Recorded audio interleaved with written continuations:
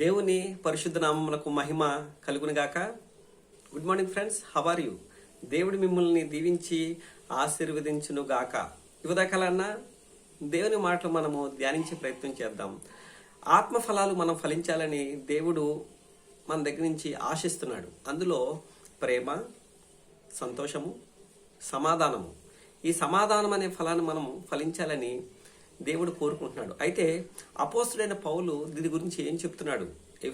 ఎఫెసీయులకు రాసిన పత్రికలో ఆ సంఘస్థులతో మీరు సమాధానకర్తకు దేవుడు మీకు తోడై ఉండాలి అంటే మీరేం చేయాలి అని చెప్పి అక్కడున్న సంఘానికి చెప్తా ఉంటాడు. ఆయన ఏమంటాడంటే, సమాధానమను బంధము చేత ఆత్మ కలిగించు ఐక్యతను మీరు కాపాడుకునుచు,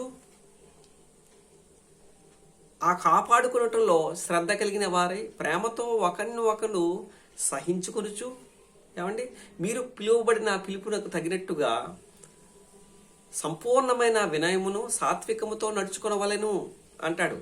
ప్రభువును బట్టి ఖైదీనైన నేను మిమ్ములను బ్రతిమాలుకొనుచున్నాను అంటాడు.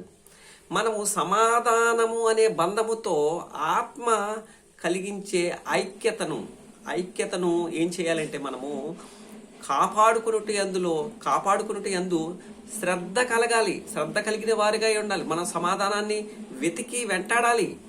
అలాగే ఎఫెసీయులకు రాసిన పత్రికలో 2వ అధ్యాయం 13-14 వచనంలో అంటాడు, మునుపు మీరు దూరస్తులు అయినప్పటికీ యేసుక్రీస్తు ద్వారా సమీపస్తులై ఉన్నారు. ఆయన అనగా యేసుక్రీస్తు మన సమాధానమై ఉండి, ఏమండి, ఆయన మనకు సమాధానం. యేసుక్రీస్తు మనకు సమాధానం. ఆయన మన సమాధానమై ఉండి నీకు మాకు మధ్య ఏదైతే అడ్డుగోడ ఉందో ఆ అడ్డుగోడను ధర్మశాస్త్రము అనే ఆజ్ఞల రూపకమైన ఉన్న ధర్మశాస్త్రమును తన శరీరమందు కొట్టివేసి సంపూర్ణంగా తీసివేసి మన ఉభయులను ఏకము చేసాను. ఆయన సమాధానమై ఉన్నాడు. ఆయన సమాధానమై ఉండి నిన్ను నన్ను కూడా సమాధానపరుచుకున్నాడు. మరి ఆయన కలిగి ఉన్న నువ్వు కూడా సమాధానం కలిగి ఉండాలి. ఆ సమాధానం ఎలా వస్తుంది బ్రదర్ అండ్ సిస్టర్ అని అడిగితే, యేసుక్రీస్తు నీ హృదయంలో ఉంటేనే, వాక్యము నీ హృదయంలో ఉంటేనే, ఏమంటే వాక్యానుసారమైన జీవితం నీ హృదయంలో ఉంటేనే తప్ప ఆ సమాధానం అనే ఫలము నువ్వు ఫలించలేవు. అందుకనే మునుపు మనం దూరస్తులము.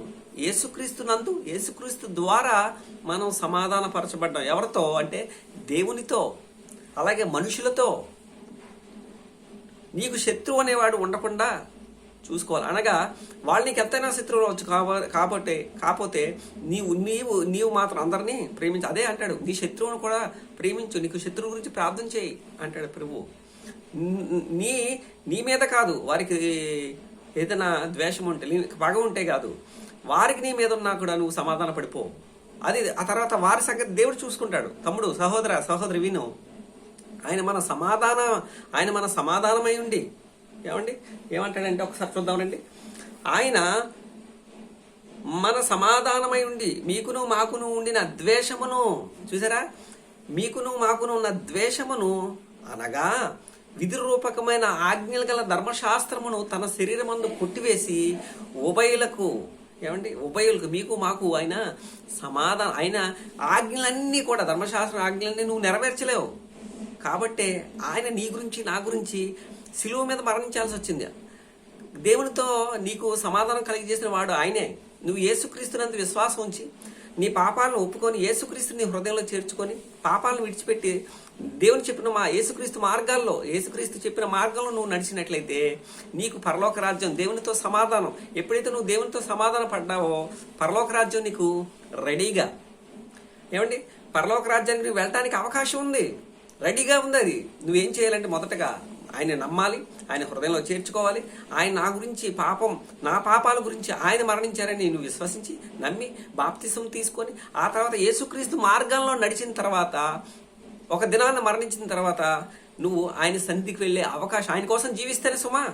రక్షణ ఉచితమే, కానీ ఆశీర్వాదాలు కావచ్చు, పరలోక రాజ్యం కావచ్చు, అది పరలోక రాజ్యం అంటే ఆశీర్వాదం అమ్మ, అది కండిషనల్. నువ్వు ఎప్పుడైతే క్రీస్తుకి విధేయుడిగా నువ్వు జీవిస్తావో ఆయన నీ కోసం దాచి ఉంచిన రాజ్యమే పరలోక రాజ్యం. కాబట్టి ఈ ఉదయకాలన్న దేవుడు చెప్తున్న మాట, ఆయన హృదయంలో మీరు ఆయనను మీ హృదయంలో తీసుకోండి, ఆయన మీకు సమాధానాన్ని నెమ్మదిని అనుగ్రహిస్తాడు. కాబట్టి ఉదయకాలన్న మీ Anand Kumar, God bless you each and every one. దేవుడు మిమ్మల్ని దీవించి ఆశీర్వదించును గాక.